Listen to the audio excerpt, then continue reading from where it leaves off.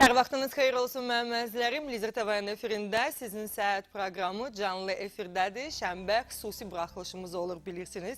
Və bu bir saat ərzində biz bugün qəbzlikdən danışacağıq. Amma ilk öncə studiyamızın qonaqları ilə sizi tanış etmək istəyirəm. Endokrinoloq Gülnar Qafarova. Salam Gülnar xanım, xoş gəlmişsiniz verilişimizə. Terapevt Yaqubova Sudabə xanım. Salam Sudabə xanım. Və gastroenteroloq İmanova İradə xanım. Salam İradə xanım. İradə xanım artıq 4-cü həftədir bizimlədir. Təşəkkür edirəm sizə və bugün biz yenə xatırladıram ki, qəbzlikdən danışacağıq. Əgər hər 3 qonağımıza sualınız varsa canlı efirə qoşulun. Telefon nömrəmiz 518-04. Sudabə xanım, ilk olaraq terapevt olaraq mən sizə sual vermək istəyirəm ki, qəbzlik ümumiyyətlə nədir? Gəlin bu haqda tamaşaçılarımıza biraz məlumat verək. Qəbzlik defekasiya aktının ləngiməsidir. Bəzi hallarda xəstə hiss eləyir ki, günlərlə bir defekasiya aktı yoxdur. Gedəndə tam axıra qədər çıxa bilmir. Bəli. Və ağrılı, məcburi vəziyyətlə defekasiya aktını yaradır. Və əgər xəstə bir həftədə heç olmasa 3 dəfədən az gedirsə, artıq bu qəbzlikyin əlamətləridir.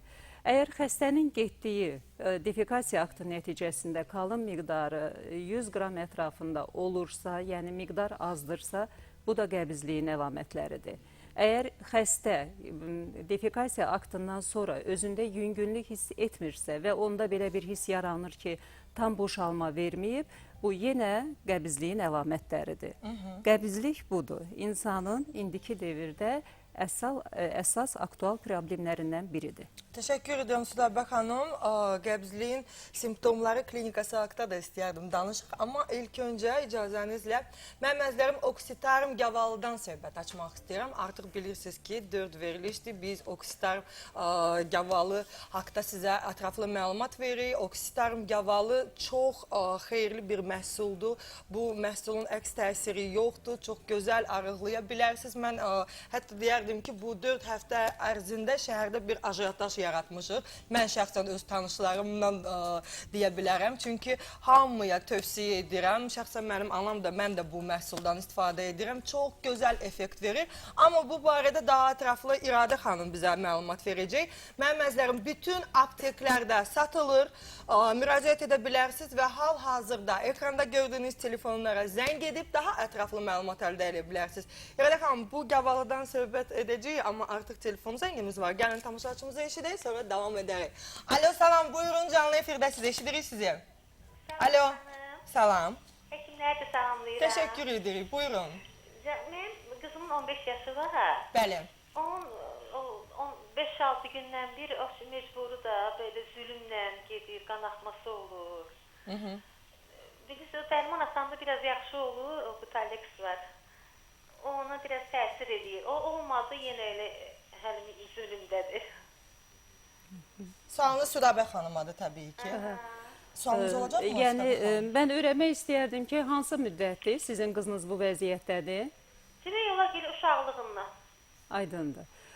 Burada bir sıra problemlər var. Əgər uşaq vaxtından gəlirsə, ola bilər ki, yoğun bağırsağın inkişaf anomaliyalarından, dolixosigmadan şübhə yarana bilər. Ola bilər ki, nevrogen mənşəli olsun, sinir sistemi ilə əlaqədar peristaltikanın hərəkətin zəifləməyi halları olsun.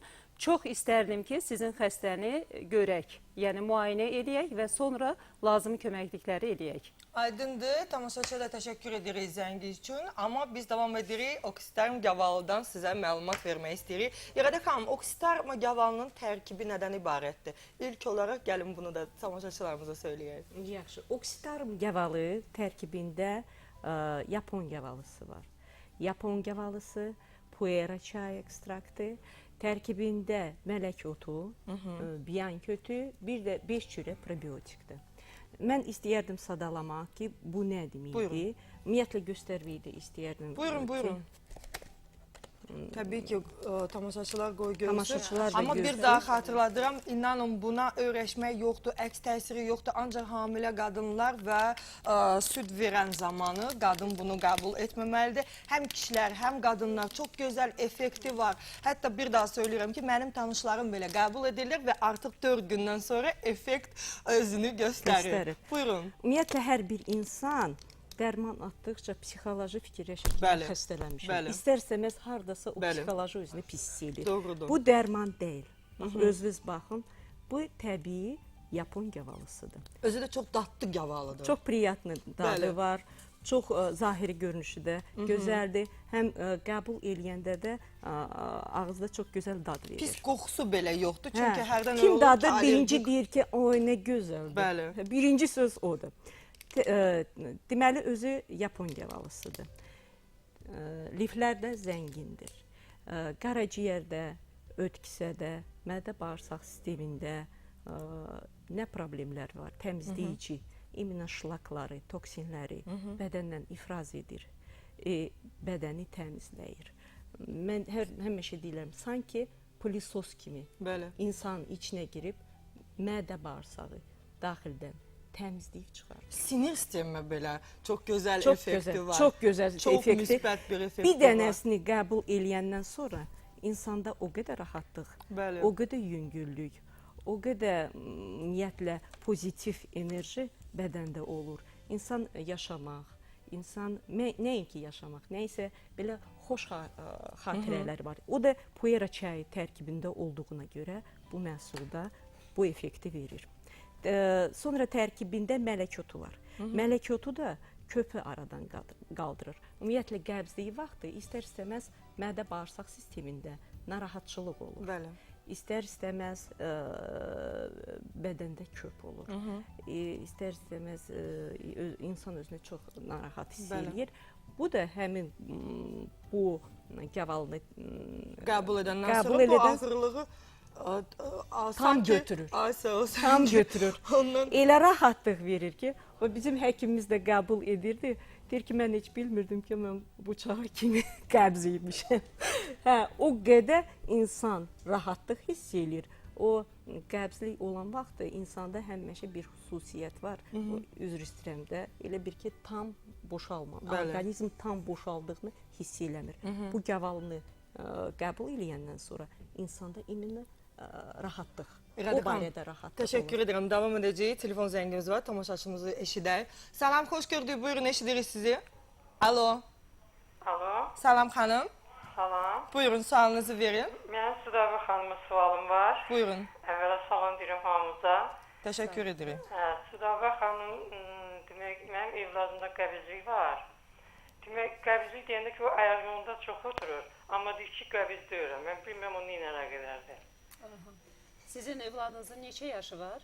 23 yaşı var, 23 yaşı. Oğlandı, qızdı? oğlan. Oğlandı. Burada bir sıra səbəblər ola bilər. Yəni sinir sistemi ilə əlaqədar problemlər ola bilər. Yəni sfinkterlərin gec açılması nevroloji olaraq. Sonra yaşam tərzindən asılı ola bilər. Ola bilər qida qəbulunda həmişə maye az qəbul eləyir, quru yeməklərə üstünlük verir. Adinamiya, hərəkətsizliyin səbəbləri ola bilər. Yəni əgər o uşaqda fiziki aktivlik yoxdursa, gənc yaşlarındadır, idmanla məşğul olmuşsa, aktiv ayaq hərəkətləri yoxdursa, bəzən bu səbəblərin özü qəbizliyə gətirib çıxardır. Baxmayaraq ki, düz bağırsaqda heç bir problem yoxdur, amma qəbizliyi verir. Yaxşı olardı ki, bax belə hallarda həkimə müraciət eləyəsiniz. Ya gəlsin, müayinədən keçirək, böyük məmnuniyyətlə kömək edə bilərik. Aydındır, təşəkkür edirik və İradə xanıma əlavə eləyək ki, bu məhsulu, oksiterm gavalını qəbul etmək çox rahatdır. Gündə 2 dəfə, düzdürmü? Bir ya iki dəfə. 1 ya 2 dəfə. O Hətta belə- aslıdır vəziyyətdən. Aha. Ümumiyyətlə o necə indi xanım dedi ki, oğlu uzun müddətdən. Məsləhət bilmək Bəli. olar. Yəni ki, o baxır çəkidən asılıdır. Sonra neçə gündən bir Qəbul. insan Aha. böyük bayra çıxır. Bir də ki, bu xanım bir sözdə dedi, uşağın, yəni ki, oğlunun 23 yaşı var. Ola bilsin siqaret çəkəndə də siqaret çox mənfi təsiri var. Bəli. Qəbzlik yarada bilir. Ola bilsin o da o hallar görə onun oğlu orada uzun müddəti qal. Ola bilsin. Aydındır. Ola bilsin. Gavalaqda Gavalaqda bir söhbətimizə davam edəcəyik, amma Südabə xanım, qəbizliyin simptomları nədir və klinikası? Çox üzr istəyirəm, telefon zəngimiz var, tamaşaçını eşidək, sonra söhbətimizi davam edərik. Salam, xoş gördük, buyurun, canlı efirdəsiz, sizi eşidirik. Salam, xoş gördük. Salam, buyurun. Sizi və oradakı həkimləri, stab və doktor əvvələ salamlayıram. Təşəkkür edirik, çox sağ olun. Buyurun. Mən Salyan rayonundan sizi narahat edirəm. Bəli. Mən ağır vəziyyətdə, çox ağır vəziyyətdə xəstə idim, məni sağalda bilmirdilər. 17 gün ağır vəziyyətdə yatdım, tuta bilmirdilər mən xəstəliyim nədir. Qaldırdılar Bakıya, Sudabə doktor sağ olsun, mənə sağaltdı, ona özü təşəkkür bildirmək istəyirəm buradan. Sağ olun. Çox sağ olun. Mən yenidən həyata qaytardıq. Çox sağ olun. Təşəkkür edirik. Minnətdaram sizə, sağ olun. Təşəkkür edirik. Və Suda Bakan. Sürpriz oldu mənim üçün, Bəli, həqiqətən. Əgər bu cür pasiyentlər yəni zəng edib öz təşəkkürünü bildirirlərsə, mənə elə gəlir ki, bu böyük xoşbəxtçilikdir və bu sizin zəhmətinizdir. Yəni gözəl mütəxəssisiz, gözəl həkimsiz və sadəcə olaraq pasiyentlər öz yəni ki, sizə olan hörməti bu cür bildirirlərsə çox bu xoşdur. Simptomlarla gəlin tamaşaçılarımıza tanış edək. Çünki ola bilsin ki, bu indi söylədiyiniz simptomlar var, amma onlar bilmirlər ki, məhz bu qəbzliyin simptomlarıdır.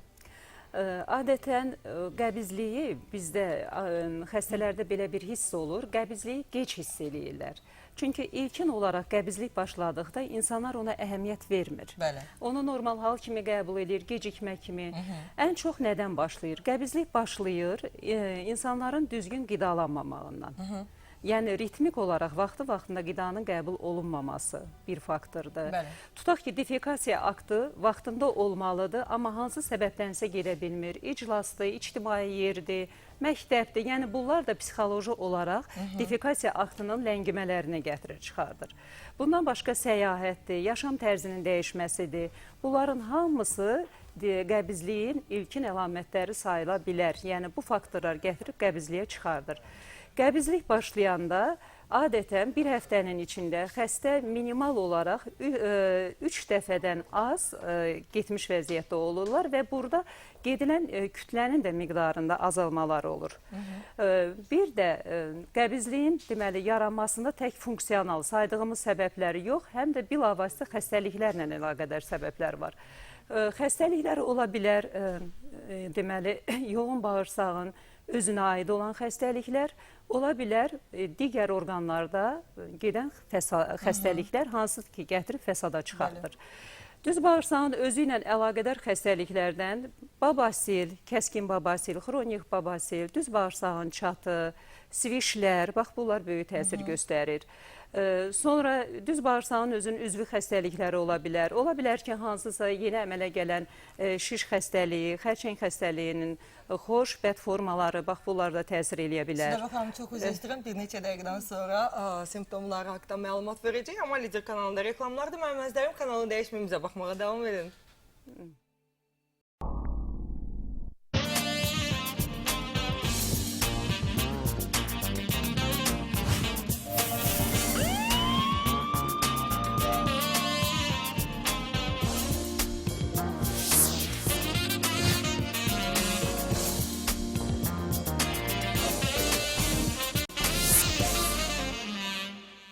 Sizin səhət canlı efirdə öz işini davam edir. Yeni qoşulan tamaşaçıları salamlayıram. Mövzumuz qəbizlikdir. Studiyamızın qonağı endokrinoloq Gülnar Qafarova, terapevt Yaqubova Sudabə xanım və gastroenteroloq İmanova İradə xanım. Reklamlardan öncə biz qəbizliyin simptomlarından danışırdıq Sudabə xanımla və buyurun, gəlin davam edəyin Sudabə xanım. Böyük məmnuniyyətlə. Biz qəbizliyin yaranma səbəblərindən bir izahat verdik. Çox istəyərdim ki, qəbizliyin hansı orqanlar tərəfindən yaradılması haqqında da sizə biraz məlumat verək. Qəbizliyin yaranmasında bilavasitə yoğun bağırsaq xəstəliklərinin böyük rolu var.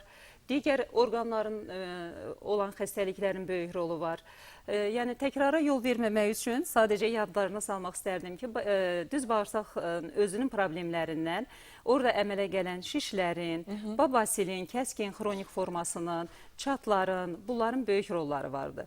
Yəni digər orqanlardan ən çox nevroloji, sinir sistemi ilə əlaqədar, xüsusən onurğa sütunu ilə əlaqədar problemlərin, məsələn, miopatiyalarda, sklerodermiyalarda, adətən nevroloji olaraq təsirləri biz görürük.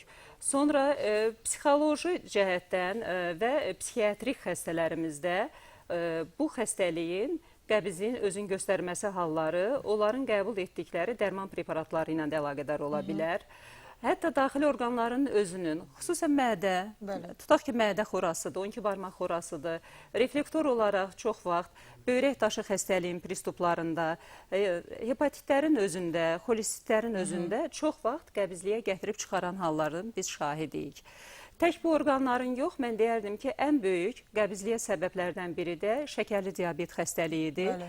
Və bugünkü demək olar ki, yayılmış xəstəlik olduğuna görə şəkərli diabetin qəbizliklə əlaqədar yaratdığı fəsadlar barədə istəyərdim ki, Məsələ Gülnar xanım bizə məlumat versin, zəhmət olmasa. Şəkərli diabet zamanı qəbizliyin yaranma səbəbləri Bir nədədir? çox endokrin xəstəliklərdə olur qəbizlik problemi, o cümlədən də şəkərli diabetdə. Şəkərli diabetdə qəbizliyin əsas əmələ gəlmə səbəblərindən biri avtonom neuropatiyadır. Bu zaman bağırsaqların sinir keçiriciliyi pozulur və Bəli. nəticədə gətirir ataniyaya çıxardır. Bu da bağırsaqların defekasiyasının pozulmağına, nəcisin bağırsaqda ləngiməsinə gətirib çıxardır. Ən əsas səbəblərdən biri budur. Doktorun da qeyd elədiyi kimi, ikinci səbəblər isə piylənmə, Bəli. insanlarımızın indi oturaq həyat tərzi keçirməsi, qida rejiminin düzgün seçilməməsi də gətirir qəbizliyi şəkərli diabetlərdə daha ağır formalara çıxardır. Və nəcisin bağırsaqlarda gecikməsi, yəni toksiki maddələrin təkrari qana sorulmasına gətirib çıxardır ki, bu da öz növbəsində Bəli. bütün orqanizm öz mənfi təsirini göstərir və ən əsas da birinci mən deyərdim ki, sinir sisteminə çox öz mənfi təsirini göstərir toksiki maddələr və bu gətirir deməli xroniki yorğunluğa çıxardır xəstələrdə, gecə yuxunun pozulmasına, çox əsəbi gərgin olur belə xəstələr və səbəbini bilmirlər ki, nədir. Bəli. Mən deyərdim ki, belə xəstələr daha dəqiq deməli araşdırılsın və bunun səbəbi öyrənilsin ki, bu problemlər nədən olur və sonda görsənir ki, elə bu problemlərin yaranmasına birinci səbəb də qəbizlikdir. Bəli. İndi bunu aradan götürmək üçün də İradə xanım qeyd elədi. Yəni şərt o deyil ki, hansısa bir işlədici preparatlar istifadə olunsun. Bunların öz mənfi təsirləri Bəli. var. İndi doktorumuz danışacaqdır. Gavalıdan elə yəni ki, məqsədə uyğun odur ki, istifadə olunsun. Həkim məsləhəti olmadan da xəstələr, yəni insanlarımız tək xəstələr deyil, bütün hamı da bunu istifadə eləyə bilər. Apteklərdən yəni əldə edib Əldə istifadə edə edə bilərlər, bilərlər. təbii ki. Bu qədər indi doktor özü məlumat verəcək, çünki liflə daha çox zəngindir. Aha. İradə xanım, buyurun. Deməli, həkimimiz necə demişdi Gülnar xanım, burada belə bir vəziyyətdə gərginlik zamanədə də biz yaşayırıq. İstər-istəməz hər bir insan mənfi, müsbət gərginliyi keçirir. İstər-istəməz hər adamın indi çantasında əsəb sakitləşdirici dərman Mütləq daşıyırlar. var. O elə bil ki, normal bir haldır. Bəli. Ümumiyyətlə, maşının içində, bardakokda, bir də görsən dokumentlərin arasında mütləq bir dənə əsəb sakitləşdirici dərman var. Bəli, müsbət təsiri var. Yəni ki, insanlar hardasa sakitləşir. Amma mənfi təsiri də var. Nə qədər əsəb sakitləşdirici dərman, sedativ preparatları siz qəbul etdikcə, istərsəniz bağırsaqda qəbzlik yaranır. Bu məhsulun müsbət tərəfi odur ki, həm o gərginliyi götürür, Aradan həm də götürür. aradan götürür. O puera tərkibində olduğuna görə həm qəbzliyi aradan götürür. O oturaq həyat tərzini yaşadığımıza görə bağırsaq tənbəlləşir. Bəli. Bağırsağın motorikası pisləşir, motorika azalır. İstərsəniz bax belə fəsadlar verir. Amma bu gavalının tərkibində o necə Gülnar xanım dedi ki, yorğunluqda, o yorğunluğu burada biyan kötüyü var tərkibində də xofdurulmuş, tərkibində immunoxofdurulmuş mayələrdir. O biyan kötüyü, o yorğunluğu, xroniki yorğunluğu aradan götürür. Plus burada belə bir şey var ki, tərkibində 5 cürə probiotik var. Ümumiyyətlə, işlədici dərmanları biz istifadə elədikcə, istər-istəməz bağırsağın mikroflorası pozulur. Pozulur, bəli. Onun bərabər həkimlərimiz fermentlər, düzdürmü Zülabə xanım? Həm fermentlər, həm probiotiklar təyin edirlər. Amma onun tərkibində bu 5 cürə probiotik var. Artıq düşünülmür. Artıq düşünülmür. O elə bir dənə yavalı ilə neçə cürə fəsadların biz qabağını alırıq.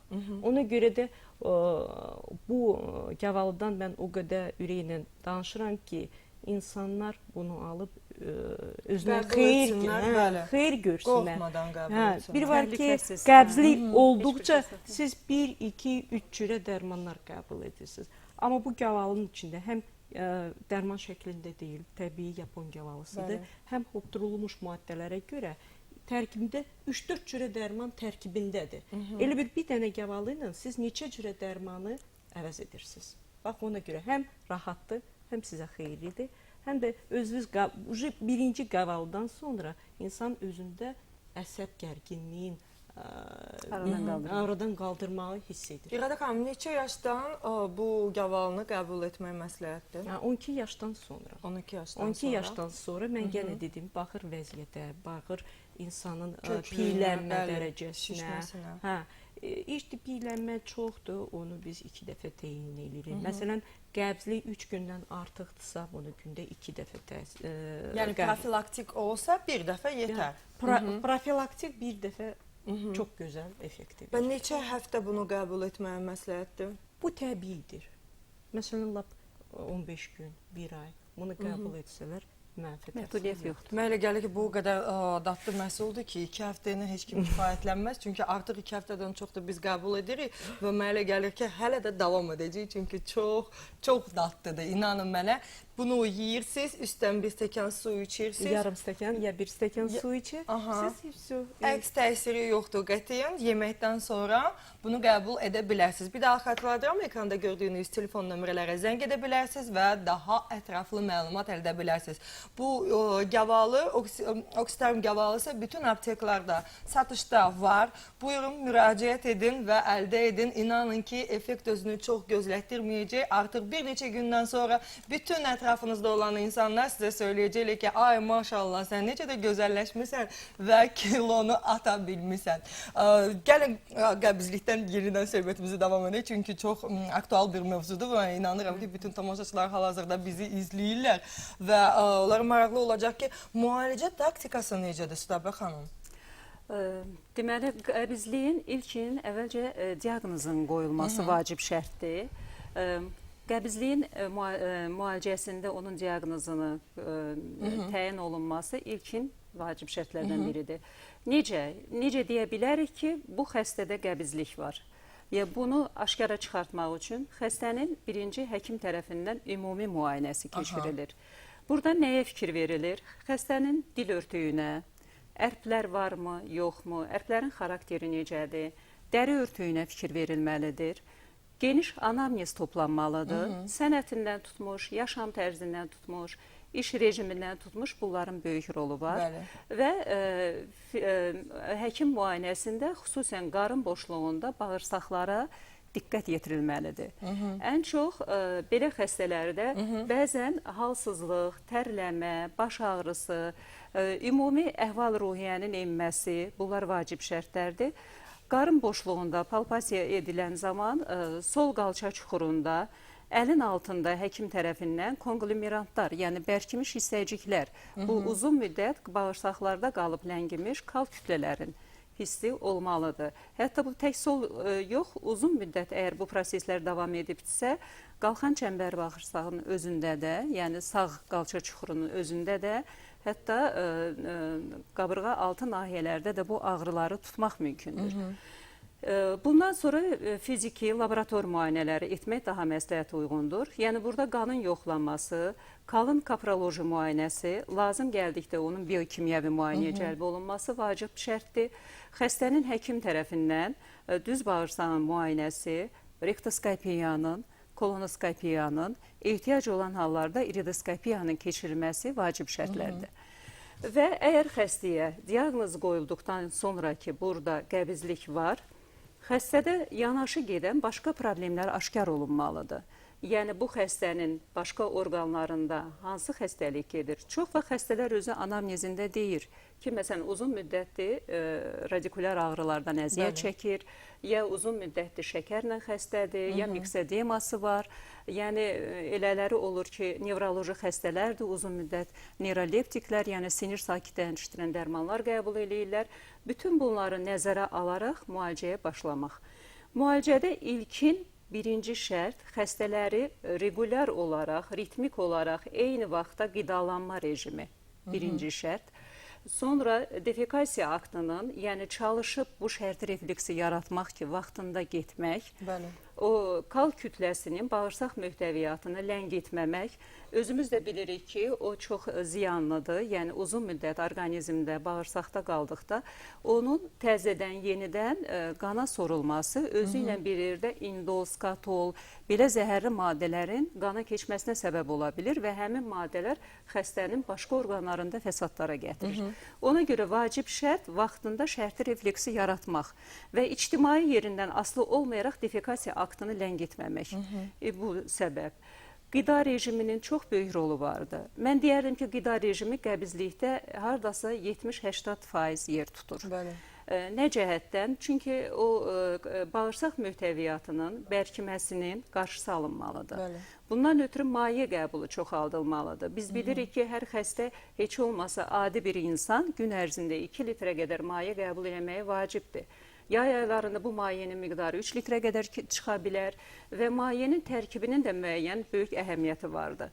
Yəni bu mayenin adicə təmiz su, yəni mineral sular şəklində olmağı daha məqsədə uyğundur. Yəni çox üzr istəyirəm, qazlı sular da ola bilərmi yoxsa? Yox, ehtiyac yoxdur. Çünki bəzi qazlı suların özünün bağırsaq, hətta mədənin özündən tutmuş, yemək borusundan tutmuş əks təsirləri gəlir. Ona görə məsləhət deyildir. Şəkərli sular necə? Şəkərli sular hər xəstəyə təyin edə bilmərik. Bilirsiniz nəyə görə bu sualları verirəm? Suda baxam, ola bilsin ki, ekran qarşısında əyləşən tamaşaçılar fikirləşirlər ki, əgər 2 litr gün ərzində maye qəbul etmək olarsa, demək qazlı suda içmək olar, şirin soklar da içmək olar. Ona görə dediyim ki, biraz aydınlıq gətirək. Adi su olsun, adi ancaq su olmalıdır. adi su. Adi suyu, biz öyrəşməliyik adi suyun qəbuluna. Çox təəssüf ki, bizdə bu adi suyun qəbulu biraz insanlarımız tərəfindən yaxşı qəbul edilmir. Baxmayaraq ki, isti ölkədə yaşayırıq, bizdə maye qəbulu başqa isti ölkələrə nisbətən çox aşağıdır. Suda baxalım, hərdən elə olur ki, hətta deyilir ki, mən su içirəm, adi su və mənim ürək bulanmam olur. Yəni buna yavaş-yavaş öyrəşmək lazımdır. Bəli, çünki yəni, bu öyrəşməmişik. şərt deyil ki, birdən-birə insan əlbəttə heç su içməyən insan birdən-birə oturub gün ərzində 2 litr, 3 litrə yaxın su içə bilməz. Ya suyu dadlandırmaq olar, balaca limon içinə sıxmaq olar, ya hansısa bir meyvənin qabığını atmaq olar içinə ki, onun ətri suya içməyə maraq yaratsın. Amma su birinci şərtdir. Yəni, həyat üçün də vacibdir, su həyatdır da. Ümumiyyətlə, mən də bir sözdə demə üzr istəyirəm. O suda adicə indi Ramazan ayında biz hamımız oruç saxlayırıq da. Deyir ki, iftarı su ilə açmaq lazım. Birinci. Xurmada yanında. Onun tibbi izahı da var. Çox böyük. Ona görə ki, uzun müddət... O elə belə deyil. Xeyr. 12 saatla, məsələn, tutaq ki, əgər iftara qədər oruç tutmuş bir insanda selikli qişaların ön qatının quruması, bir növ susuzlaşması gedir və birdən-birə qida qəbulu çox böyük fəsadlar verə bilər, ağırlaşmalar verə bilər. Ona görə mayenin xüsusən də soyuq olmayan, bədən temperaturuna yaxın bir mayenin qəbulu həmin yolları açır. Açılmış yoldan sonra qida qəbulu rahat bir şeydir. Qidanın tərkibində nələrə üstünlük verilməlidir? Qidanın tərkibində göyərtinin olması vacib şərt. Çox vacib. Yəni biz Cənub ölkəsiyik, bizim süfrəmizdə mütləq göyərtinin olması vacib şərtdir. Onun yaxşı yuyulması və son nəticədə alma ya üzüm sirkəsindən bir balaca əlavə edib onu suda saxlayıb götürəndə artıq arxayın oluruq ki, biz burada heç bir qurd yumurtaları, bir fəsad olmaz. Yəni qorxmadan mən istəyərdim ki, bizim insanlarımız bu metoddan istifadə eləsin. Bir də ki, mən üzr istəyirəm, o alma sirkəsini mən neçə illərdir də istifadə edirəm, ümumiyyətlə xəstələrimə də təyin edirəm. Burada vacibdir ev alma sirkəsi olmağı. Çox gözəl. O imенно ev alma sirkəsi. İradə xanım, çox üzr istəyirəm. Lider kanalında reklamlardan sonra davam edəcəyik. Reklamlardan sonra biz davam edirik mənim əzizlərim. Sizin səhər canlı efirdədir. Mövzumuz qəbizlikdir. Telefon nömrəmiz 510-38-04. Əgər qonaqlarımıza sualınız varsa, buyurun studiyamıza zəng edin və öz suallarınızı verin. Suda baxalım, reklamlardan öncə biz qidadan danışırdıq və göyərtini yuyma prosesindən danışırdıq. Zəhmət olsa gəlin bu haqda daha ətraflı məlumat verib və sonra keçid alaq şəkərli diabetdən əziyyət çəkən insanlar necə qidalanmalıdır. Buyurun. Gəlin belə eləyək. Deməli, göyərtini biz məsləhət bilirik. Qəbizliyin götürülməsində vacib şərtlərdən biridir. Aha. Və sadəcə göyərtidə bizim hamının çəkindiyi və bir məqam var. O da helmintlərin, yəni qurdlardan qorunma. Bəli. Göyərtidə qurdun olmaması üçün yuyulmuş göyərtiləri son nəticə olaraq bir qabın içərisinə yığıb, onun üstünə qədər suyu töküb bəli. və bir çay qaşığı sirkəni atmaq vacib şərtdir. Belə bir şəraitdə göyərti 20 dəqiqəyə qədər qalır. Sonra o göyərti yenidən yuyulmağa ehtiyacı olmadan süzülür və süfrəyə verilə bilər. Bu bir şərt. Sonra qəbizliyi götürməyin şərtlərindən biri mütləq meyvələrdir. Meyvə istər quru vəziyyətdə, yəni qurudulmuş meyvələr, bizim bayaqki gavalılar kimi, Məsələn, gavalımız kimi. İstərsə də təzə, yeni meyvələrin qəbulu vacib şərtdir. Yəni, meyvələr hər gün olmalıdır. Meyvə deyəndə biz tək nəzərdə tutmuruq ki, alma olsun, armud olsun. Biz nəzərdə tuturuq orada kökdən tutmuş, yəni baxmayaraq tərəvəz bitkisidir. Meyvə tərəvəzin hamısının olmağı vacib şərtdir. Və bu nəticəni bir müddət, hətta mən istəyərdim, qəbizliyi olan xəstələr bir 3 gün ərzində meyvəni daha bol-bol yeyib, çörək məhsullarının, un məhsullarını azaltmaqla özləri də müəyyən qədər gözəl bir nəticəyə gəlib çıxa bilərlər. Bundan əlavə, yeyilən qidana da çörəyin böyük rolu var. Çörəyin isti və təndirdən çıxarılmış vəziyyətdə olmağı məsləhət deyil. Amma biz Yaxşı olar Azərbaycanlılar ki, bunu çox sevirik. qara çörək və qurudulmuş vəziyyətdə bir növ şorbalar bişirmək şərti ilə belə istifadə daha önəmlidir. Bizim məqsədimiz nədir? Bizim məqsədimiz həmin bağırsaq möhtəviyyatının hidrofilliyin, yəni onun sıx bərk olmamağını təmin eləmək. Adətən göyərti ilə, meyvə tərəvəzlə qarışan bir vəziyyətdə olanda orada o sıxlılıq götürülür. Üstəlik, əgər maye qəbulunu veririksə, maye qəbulunun özü onun yumşaqlığına təsir göstərir. Və məsləhət bilərdim ki, bitki yağlarından bol-bol istifadə eləsinlər. Bitki yağların tək xörəkdə yeməkdə yox, adicə hazırladıkları salatların özündə, yəni çiğ şəkildə verilən yeməklərdə bitki yağlarının istifadəsi böyük şərtdir. Yəni, bunları istifadə elədikdə onların deməli, bağırsaq möhtəviyyatının sürüşkən, yumuşaq və hidrofil olmağını biz təmin edirik. Suda bakalım, çok huzur istiyorum. Devam edeceğiz. Telefon zengimiz var. Gelin tamaşaçını eşidək. Salam, xoş gördük. Buyurun, canlı efirdə sizi eşidirik sizi. Alo. Salamlayıram. Salam, təşəkkür edirik. Mənim adım Şölədir. Şölə xanımdır, sizi narahat edən. Çok şadıq, buyurun. Sizə çox təşəkkür edirəm ki, insanların sağlığını bu qədər düşünürsünüz. Teşekkür ederim. Südavə xanımı da salamlayıram. Ona da çox təşəkkür edirəm ki, xəstələrə bu cür gözəl qayğı göstərir, gözəl məsləhətlər verir. Mənim Südavə xanımın bir sualım var, qəbizliklə, qurdla əlaqədar. Mənim bacım oğlu biraz nasazdır. Tez-tez onda sancılar olur mədə bağırsağında. Ona görə fikirlərsəm bu qurdla mı əlaqədardır? Yəni, bu sizin fikrinizdir, eləmi? Mənim fikrimdir, bəli. Amma yaxşı olardı ki, biz xəstəni bir ətraflı anamnez müayinə eləyək və ola bilər, orada bir sıra səbəblər, o səbəblərdən biri qurd da ola bilər. Ola bilər. Zənginiz üçün təşəkkür edirik. Çox sağ olun və buyurun sizə bakalım, devam edin. Bizim bugün məqsədimiz aktual problem kimi qəbizliyin götürülməsidir. Çünki qəbizlik sırf bir tək yoğun bağırsaq xəstəliyi kimi yox, başqa xəstəliklərin özlərinin də sağalmasında problemə çevirir. Yəni, əgər nevroloji xəstə, şəkərli xəstələrdə, indi doktor da yəqin ki, o haqda deyər, elə problemlər yaradır ki, xəstənin bütün diqqəti yönəlir qəbizliklə əlaqədar problemlərə və bu problem onun ürək fəaliyyətinə, təzyiqinə, sinir sisteminə, bütün göstəricilərə təsir edir. Çox üzr istəyirəm. Gülnar xanım, gəlin şəkərli diabet xəstələrə də biraz deyirəm ki, bəli, çünki onlar da yazıqdılar. Ən azından onların qidasından da biz danışaq. Onlar necə qidalanmalıdırlar? Çünki ola bilsin ki, sadaladığımız bu qida onlara aid deyil və onların da bir çox sualları var. Əlbəttə, yəni şəkərli diabet kimi pəhrizdən asılı ikinci bir xəstəlik yoxdur. Birinci müalicəsi pəhriz, ikinci müalicəsi fiziki aktivlikdir. Yəni buna riayət eləyəndən sonra ancaq biz xəstəyə dərman müalicəsi təyin edirik ki, şəkəri aşağı salmaq üçün. O cümlədən də qəbizliyi aradan götürmək üçün qida rejimi əsas düzgün seçilməlidir. Düzgün həyat tərzi ilk növbədə olmalıdır.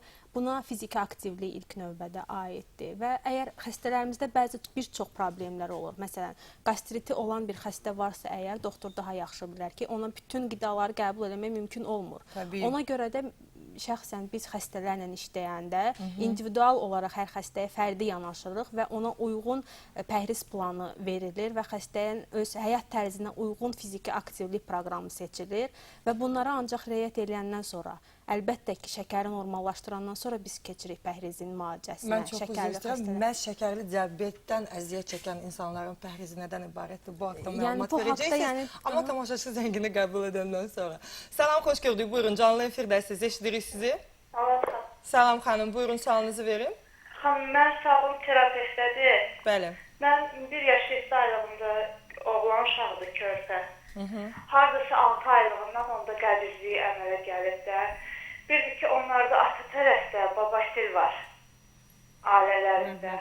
Mən bilmək istəyərdim ki, yəni gələcəkdə elə bir şey bizim də evladımızı gözləyə bilərmi? Təşəkkür edirik.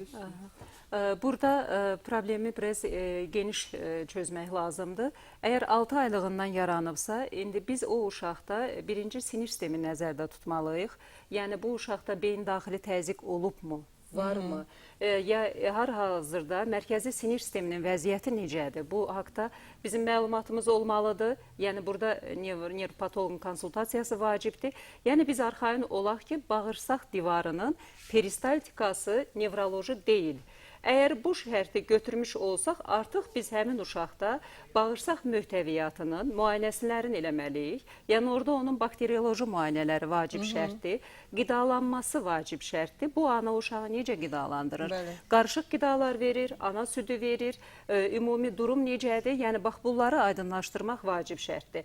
Çox güman ki, o xəstə mütləq həkimə müraciət etməlidir. Və ana südü ilə bağışlayan bir haşiyə çıxım, ana südü ilə qidalanan uşaqların əksəriyyətində qəbizlik olur. Bu normal bir haldır. Amma yəni ən azından həkim baxmalıdır, amma əgər tamaşaçı ana südü ilə qidalandırırsa uşağı, yəni bu təcrübəmdən deyirəm, yəni çox bu problem yaratmır. Çünki olur ana südü ilə qidalanan uşaqlarda çox güman ki, qarışıq qidalanmadır burada.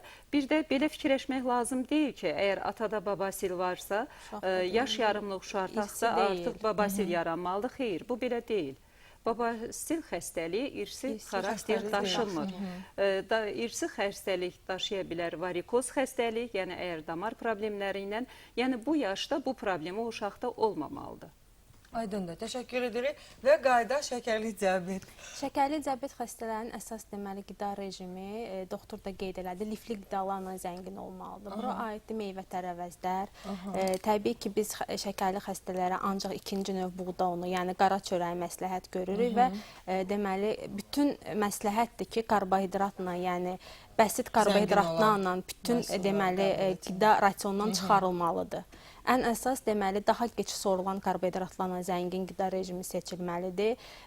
Deməli bayaq da qeyd elədiyimiz kimi gün ərzində ən azı 2 litr, yayda 3 litrə yaxın maye qəbul olunmalıdır. Düzdür, olur xəstələr ki, məsələn şəkərli xəstələrin əksəriyyətində arterial təzyiq problemi var. Bunlara biz artıq maye yükləyə bilmirik və bu zaman qəbul olunan dərmanların özü də gətirib sonda qəbizliyə çıxardır. Bunları da aradan qaldırmaq üçün deməli əsas deməli xəstələrə məsləhətdir ki, tez-tez və az-az qidalansınlar. Qida porsiyalarını azaltsınlar. Ən azı 2 saatdan bir qidalanmalıdırlar, amma az miqdarda.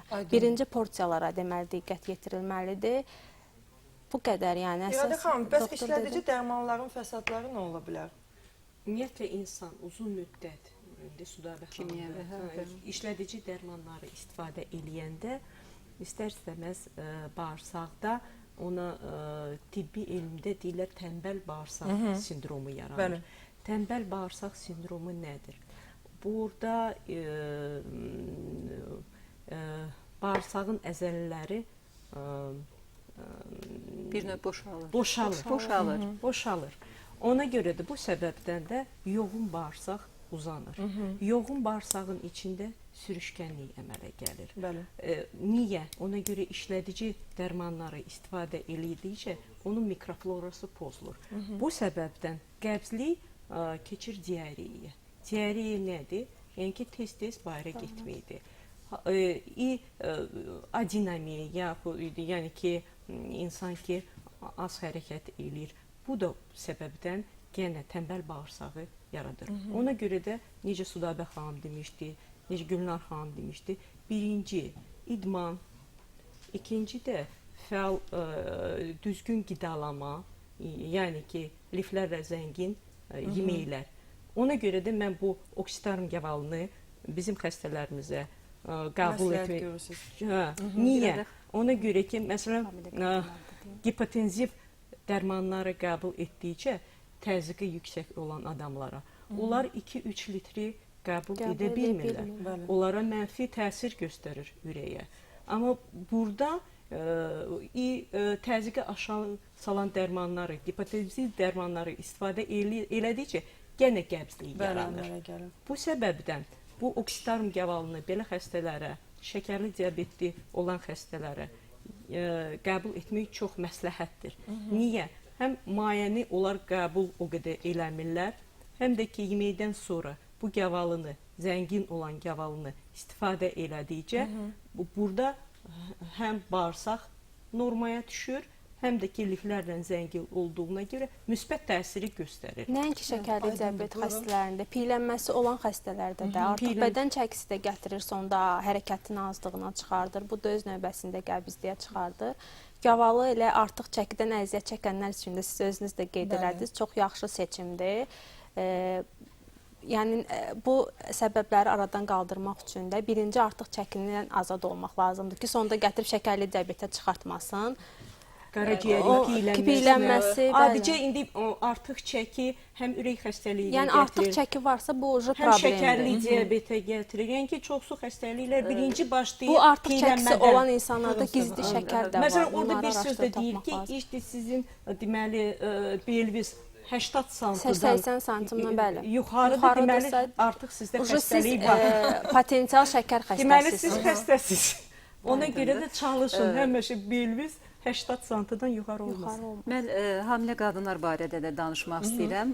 Biz bütün sahələrə toxunduq. Düzdür, fizioloji hal olaraq hamilə qadınların özlərində də qəbizlik problemləri olur. O da aydındır ki, vəziyyətlə əlaqədar verə bilər. Belə hallarda mənə elə gəlir ki, bizim dərmanımız müəyyən qədər burada kömək edə bilərmi?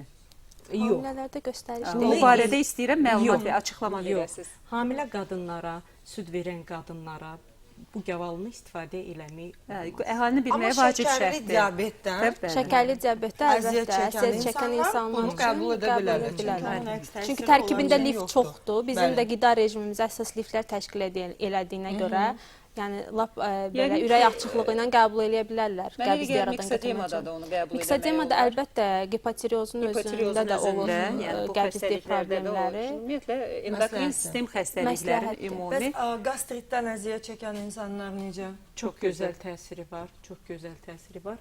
Niyə deyirəm də, burada immune tərkibində bu probiotik olduğuna görə, tərkibində mələk otu, biyan kötüyü olduğuna görə mədə bağırsaqda olan əziyyət çəkən insanlar müsbət təsiri var. Yəni selikli qişiyə heç bir qıcıqlandırıcı təsir etmir, əks təsir etmədən. Əsas motorikanı yaxşılaşdırdığına görə. Niyə mən deyirəm işlədici? İşlədici dərmanlar istər-istəməz o selik qişasını zədələyir. Amma bu zədələnir. Həm miqdarı azdır cəmi bir dənə, həm effekti belə götürəndə ekonomikdir də. Ekonomikdir. Bir sözlə desəm, məmməzlərim bütün apteklərə yaxınlaşıb bu gözəl məhsulu istəyə bilərsiniz, əldə eləyə bilərsiniz. Çünki oksitarm gavalısı biz bayaq da söylədik, əks təsiri yoxdur. Sadəcə ancaq hamilə qadınlar və süd verən xanımlar bunu qəbul edə bilməzlər. Şəkərli diabetdən əziyyət çəkirsinizsə, təbii ki, bunu qəbul edə bilərsiniz.